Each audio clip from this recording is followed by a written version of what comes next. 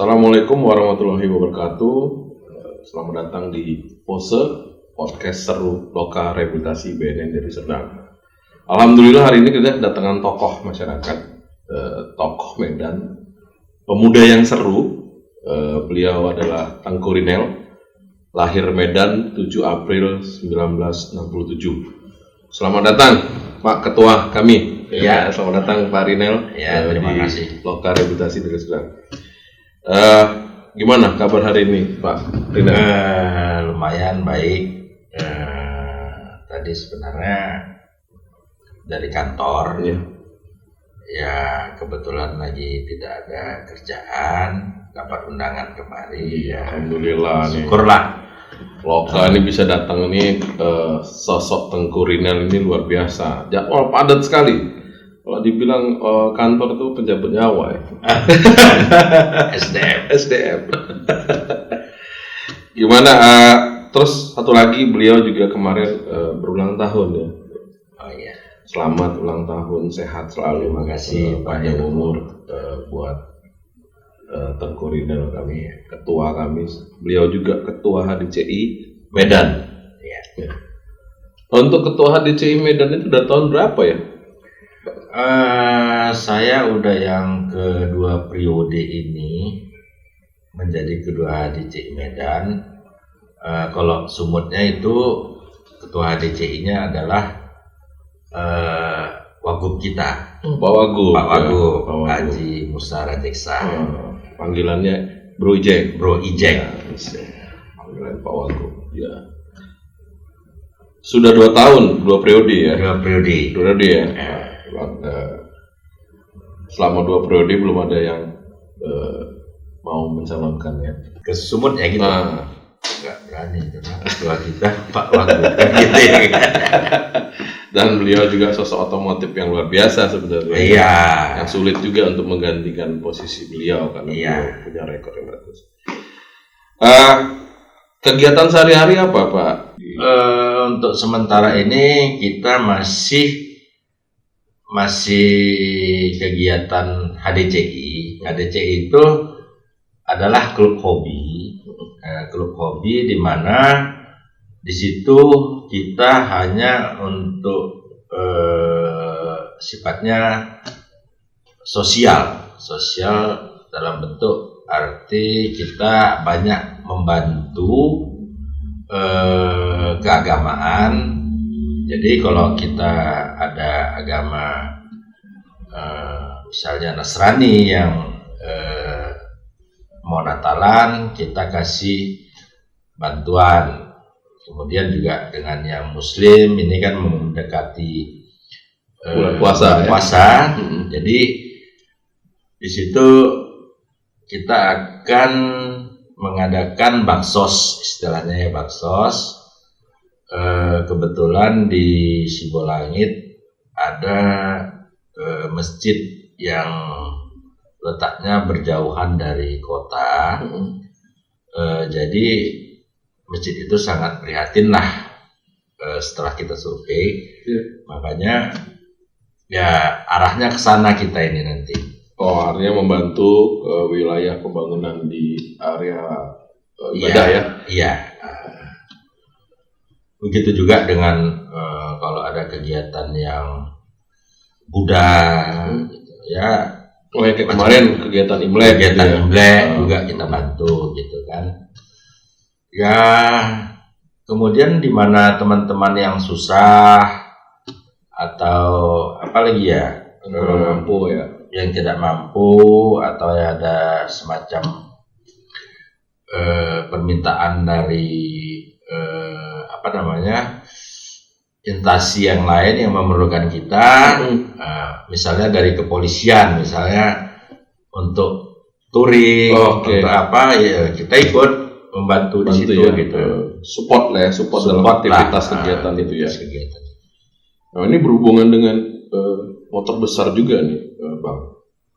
Banyak masyarakat juga mungkin belum memahami ataupun belum mengetahui kenapa motor besar itu harus dikawal. Atau motor besar itu katanya arogan, apalagi beberapa yang kita ketahui banyak problem di tengah jalan-jalan, kemarin kasus yang di Sumatera Barat, ya, beberapa kasus. Kira-kira penjelasan dari Bang Rinel ini gimana? Jadi begini, sebenarnya motor besar itu bukan arogan. Jadi motor besar itu tahulah kalau Harley Davidson itu tidak seperti motor-motor yang lain yang mempunyai kalau dia pakai air itu radiator. Itu kan bisa pendingin. Ya.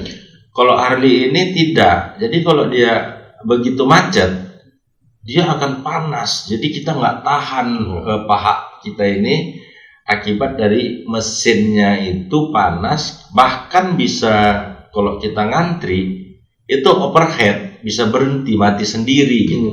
Itu makanya kita nggak sabar kalau ada macet kita masuk ke tengah ke apa. Kadang-kadang masyarakat kan itu nggak tahu, dianggap motor itu sama seperti motor biasa. Karena cc-nya itu mencapai 1.500 ke atas gitu kan. 1.500 ya. Yang kejadian kemarin di Sumatera Barat tapi sudah selesai sebenarnya. Sudah kesalahpahaman saja. Itu hanya kesalahpahaman aja. Itu tadi kena akibat mungkin ya panas, ada mungkin dari masyarakat merasa arogan gitu. Apalagi pada saat itu mungkin ya kita tahu beritanya itu kan TNI yang diapain, tahulah. TNI kan kalau digitui mungkin ya namanya aparat pasti dianggap ini arogan. Kesalahpahaman situasi kondisi mungkin macet, panas, mungkin di jalan kita tahu padatnya luar biasa. Nah, ini motor dengan identik klub motor sama narkoba nih. Iya, Bang. Di klub kita ataupun di komunitas Harley itu kira-kira berhubungan gak sih image di luar tuh masalah anak motor atau anak klub tuh harus pakai narkoba dan segala macam. Waduh, itu saya rasa berlawanan. Karena kalau Harley ini udah dia berat, kalau kita pakai narkoba ya tentunya nggak kuat kita pakai narkoba ya pasti jatuh gitu kan. Risikonya besar. Makanya anak-anak ADCI ini karena dia motornya besar, ya banyak juga yang ikut olahraga di luar, misalnya sepeda untuk menambah stamina. Ada yang ikut lari, kemudian ada juga yang ya olahraga, misalnya gym gitu, nge-gym supaya tenaganya kuat lah untuk menahan motor ini gitu. Termasuk abang juga main sepeda ya? Satu lagi. Saya sepeda, kalau bapak kepingin main ya ayo kita lomba. Betul. Satu lagi baru saya tahu, beliau ini sebenarnya adalah atlet polo air kalau nggak salah ya? Benar. Ya, Bang ya. Gimana sejarahnya Bang? Gimana? Gini. Boleh Bang. Dari semenjak SD kalau nggak salah saya SD, SMP saya itu sudah berenang. Jadi di SMP masuk SMA saya sudah ikut renang, tanding, ikut PON, ikut pelatnas SEA Games. SMA sudah ikut pelatnas saya untuk SEA Games. SMA ya? Waduh luar biasa. Itu latihannya juga saya sampai ke luar negeri. Kalau dulu masa saya itu yang namanya ketuanya itu dari menteri. Jadi ya kalau kami pelatnas itu sampai ke luar negeri, misalnya ke Belanda bisa sampai 6 bulan, ke Yugoslavia bisa setahun gitu kan. Ya namanya pengurusnya menteri mungkin duitnya banyak gitu ya untuk aktivitas di sana ya. Apalagi uang saku lumayan lah. Nah, dalam aktivitas mungkin luar negeri, latihan apa itu Pak? Kira-kira mungkin fisiknya seperti apa atau bagaimana? Jadi kami di sana latihan fisik. Pagi itu kami sudah berenang. Pagi ya? Pagi, siang nanti berenang lagi, habis makan latihan fisik. Kemudian sore kami latihan. Sorenya kami latihan berlaga lah, di laga lah. Itu apa? latihan itu tidak Sparring, kami saja sparring, sparring ya. sama dengan orang di sana. Misalnya dari Yugoslavia, kami sparring di sana karena mereka itu adalah juara dunianya di sana gitu. Tapi kan kalau pagi itu kan nggak dingin itu. Waduh, kayak tahun lain dingin banget itu. Enggak usahkan pagi, siang aja dinginnya minta ampun. Tapi berlatih pagi itu demi negara lah ya, demi bangsa Indonesia, luar biasa. Kebetulan memang di sana itu kolamnya itu ada pemanasnya. Kalau dia di indoor. Tapi ya tetap juga dingin. Pernah juga saya berlatih di luar di outdoor. Waduh, itu yang namanya, kebetulan saya enggak, teman-teman saya ya jari-jarinya tuh macam apa semuanya bengkak gitu ya, kebas ya, kedinginan gitu ya kan. Padahal kita udah berlatih sejauh-jauhnya ya kan, berapa ratus meter gitu ya kan, supaya panas. Ya tetap aja dingin. Cuma dingin ya, cepat ya berarti ya. Iya. Berarti luar biasa. Karena udara Yugoslavia itu zaman itu sekarang, waduh luar biasa banget dinginnya itu. Tapi top lah di sana memang juara satunya dari sana, juara dunia lah. Juara dunia polo air. Ya, ada berapa? Untuk kita sendiri Indonesia zaman itu, zaman waktu Bang itu. Zaman itu kita berlatih di sana, begitu pulang kita ikut SEA Games, kita juara, tapi juara dua, kalah lawan Singapura. Singapura ya, tapi udah medali itu berarti perak tuh ya. Iya, sekarang udah juara 1. Sekarang Singapura juara 1 udah kalah gitu. Dulu udah rame. Sekarang gimana untuk masih ikut aktivitas nggak Bang Rinal? Semenjak saya sudah semakin usia lah ya. Sudah nggak ini, saya juga tidak berkecimpung lagi di situ. Tapi ya namanya teman-teman polo air itu kalau mau berangkat minta izin ya wajib suwon lah ya, suwon ke paling tidak senior ya. Bang bagi lawang saku kan gitu ya kan. Beliau ini termasuk dermawan untuk bersahabat, berteman, berkawan. Ya, kelihatan beliau itu sosok yang saya ketahui adalah orang yang baik sama kawan, dalam arti ya dukung, support apapun teman yang mungkin butuh, termasuk rekan-rekan polo air kali ya Bang ya. Ya. Sampai sekarang ya Bang ya. Mumpung masih ada. Mumpung alhamdulillah. Kalau nggak ada apa yang mau digantikan gitu ya. Amin, doanya, mungkin rezekinya ya kan. Nah mungkin sahabat pose lokal rehabilitasi dan sedang sebenarnya belum banyak tahu nih, mungkin teman dan beberapa teman lainnya mungkin belum banyak tahu bahwa beliau adalah salah satu atlet polo air untuk wilayah Sumatera Utara ya Bang ya. Iya, dan nasional. Iya. Nah, udah melintang lah ke negeri, dan beliau ini juga beberapa mungkin kan bisa kita korek-korek lagi lah di pose ini, sosok beliau ini yang mudah senyum ya, dan suka guyon, bercanda ya. Kalau nggak kenal akan sulit. Jadi kalau bicara polo air tadi, masalah sejarah polo air dan segala macam, yang mungkin beberapa teman tuh ngalau, kira-kira masa mudanya Bang Rinal ini gimana sih Bang? Saya dulu mulai dari itu yang saya terangkan tadi, SD saya di bawa orang tua itulah yang menjadikan saya seperti ini. Beliau itu tidak ada merasa capek mengantar saya ke kolam renang gitu kan, baik kami latihan subuh, habis subuh dia ikut mengantar gitu ya. Terima kasihlah kepada orang tua saya kan yang mau mensupport gitu ya kan. Support terus ya untuk kegiatan ya Bang.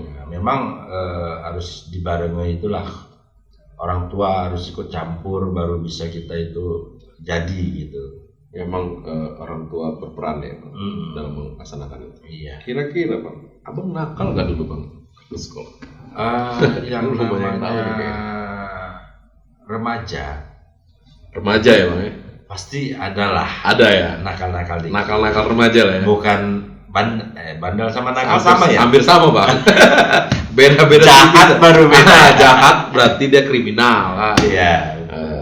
Tapi kan abang nggak sampai ke jahat ya? Enggak lah, bandelnya remaja lah. Bandel remaja ya. Kira-kira bandelnya yang muat sejarah abang itu kira-kira masih terkenang sampai sekarang apa bang? Ya biasalah. Kadang-kadang masalah itu apa? Cewek kita bisa ribut, berantem sedikit ya kan. Berantem dikit ya bang ya. Tapi waktu remaja kan kalau abang lahir 67 berarti undang-undang narkotika itu belum, mungkin kan 99 ya baru diangkat. Iya. Sebelum hal itu pernah nggak sih bang pakai narkotika ataupun? Kebetulan saya sibuk dengan olahraga, jadi yang namanya narkotika itu ada dalam diri saya itu, kalau saya pakai itu pasti stamina saya menurun. Merokok saja saya nggak berani gitu kan. Ya. Karena saya coba untuk merokok aja pun begitu kita latihan ini sesak napas itu gitu. Nah, apalagi berenang, mau tenggelam nanti. Berarti ini sahabat Pose juga jelas ya bahwa beliau juga waktu mudanya masih berpikir seperti itu, bahwa efek itu tidak akan berpengaruh bagus terhadap kesehatan, apalagi beliau adalah dulu masih muda, atlet, sudah bisa memahamin atau mengerti dalam hal itu. Mudah-mudahan juga sahabat Pose-nya Loka bisa ya mendengar sedikit penyampaian dari Bang Rinal ini untuk tidak ada guna ya bang ya. Nggak berguna tuh bang. Nggak berguna ya bang ya. Karena merugikan diri kita sendiri gitu. Ya mungkin karena saya berlatih, jadi ya kalau ada sih saya yang namanya berteman pasti ada yang seperti itu, tapi saya nggak berani mencoba karena saya mikir aku pasti hancur gitu. Hancurnya itu di mana? Pada saat latihan, bisa kita nggak terpilih nanti jadi atlet. Artinya motivasi untuk bisa juara atau bisa sehat dalam kegiatan olahraga, membuat beliau tuh Abang Rinal tuh jauhin lah ya. Udahlah nggak ada artinya kayaknya gitu ya, nggak ada efeknya. Tapi mungkin bisa sambil ngopi bang, ini ngopi di Cerdas sendiri nih bang. Kopinya luar biasa bang. Ini dari mana nih? Dari Kopi Sidikalang. Khas Medan punya nih bang. Nah baik bang, kita bicara tadi dari awal adalah beliau sosok ketua HDCI Medan dan seorang atlet, dulunya punya sejarah rekod. Bicara anak berapa bang? Anak saya 3. So, kalau nggak salah anak abang 3, satu ada prestasi juga di dunia otomotif. Oh iya, anak yang paling besar. Jadi anak yang paling besar itu hobinya beda sama saya. Jadi yang besar itu dia itu adalah ikut balap. Balap mobil. Pertama speed off road, kemudian rally dulu speed off road. Ya kemarin waktu rally yang terakhir 2020 dia juara pertama di kelas Jeep dan mendapat IMI Award. Oh berarti berangkat tuh ke Jakarta ya. IMI Award sebagai juara muda atau apa? Sebagai apa? Juara umum untuk kelas Jeep. Seluruh Indonesia gitu. Yang putra nomor pertama. Iya. Nama siapa? Dava. Panggilannya Dava. Rian Dava. Tahun kemarin dapat IMI 2020. Mungkin kita bisa akan undang ya nanti mungkin Bang kalau boleh. Boleh. Putra yang nomor pertama karena punya prestasi award. Ya, mudah-mudahan bisa membantu juga support ke rekan-rekannya seusia mungkin. Usia berapa sekarang sih Bang? 22 lah. Usia 22 mungkin bisa akan kita kasih jadwal berikutnya. Ya, boleh. Nah, ini Bang, ini kita bicara tadi dari itu keluarga. Sekarang kalau dari lingkungan kerja nih sebagai abang SDM-nya PTPN 3 ya Bang ya? Iya. Untuk narkoba kira-kira Bang di sana gimana? Ada di PTPN 3 atau kerjasama? Jadi gini, di PTPN 3 itu kan apa namanya ya? Kami sudah beberapa kali bekerja sama dengan BNN. Kami dapat informasi di sana karyawannya ada yang narkoba, jadi kami udah berapa kali kami ya kerjasama dengan BNN. Memang ada hasilnya 2-3 orang yang ikut masuk dalam narkoba itulah. Oh, berarti hasil tes urin ada yang positif. Oh. Terus jadi karena kesepakatan kita kan ada fakta integritas, bila ada yang terkena ya kita keluarkan dia gitu. Jumlahnya terlalu besar nggak sih Bang kira-kira dalam angka setahun untuk masalah tes urin, artinya tes urin narkoba untuk wilayah lapangan ya? Jadi waktu kami itu nggak terlalu besar memang, tapi ada gitu. Jumlahnya 10-20 ada lah kalau total untuk PTP 3 ya. PTP 3 itu wilayah perkebunan semua. Mungkin di wilayah kerja Bang ada? Belum masuk giliran ya. Mungkin ada ya? Mungkin ada, tapi kita nggak boleh ngomong dulu. Sip. Jadi harus kalau nanti dia omongin ketahuan nanti. Oke, pura-pura bayar semua ya. Itu kita bicara tentang pekerjaannya beliau. Beliau ini sebenarnya adalah orang yang cukup ya jadi curhatan ya. Karena setahu saya sih setiap saya jumpa tuh banyak banget orang yang bukan ngantri ya sebenarnya, menunggu ya Pak, menunggu jadwal kosong untuk diskusi, tukar pikiran, mungkin wawasan dan termasuk mungkin dukungan ya Pak, dukungan kalau mau perjalanan keluar kota gitu Pak, atlet, ya cukup dermawan, rendah diri orangnya, artinya orangnya humble banget sekali sepengetahuan saya sih selama berteman sama Bang Rinal ini. Bang, sebelum kita closing, kira-kira ada ini nggak Bang? Saran buat teman-teman di luar atau rekan-rekan di luar yang bisa Bang sampaikan untuk masalah prestasi dan narkoba? Ya lah, kalau saya mengharapkan kepada generasi penerus bangsa ini, jauhilah narkoba itu, karena memang kalau saya rasa narkoba itu adalah nikmat yang sesaat. Jadi nikmat yang sesaat, kemudian efeknya itu berikutnya ya nanti bisa sakit inilah, sakit tumor, sakit apa. Karena itu kan kalau narkoba contohnya ya kayak sabu-sabu itu kan kimia kalau masuk ke otak kita, ini menurut pribadi saya ya. Luar biasa. Kalau kimia itu yang namanya masuk ke tubuh, ke otak, itu ya tentunya bisa mengakibatkan kanker kayak apa ya. Itu sederhananya gitu ya Bang. Nggak tahu saya kalau tumbuh-tumbuhan yang dibuat dari Tuhan seperti ganja katanya gitu ya, itu dibuat sayur, dibuat apa, itu nggak tahu, itu Bapak yang paham kan gitu ya kan. Kalau ganja tetap di BNN itu masih dilarang Bang. Masih dilarang.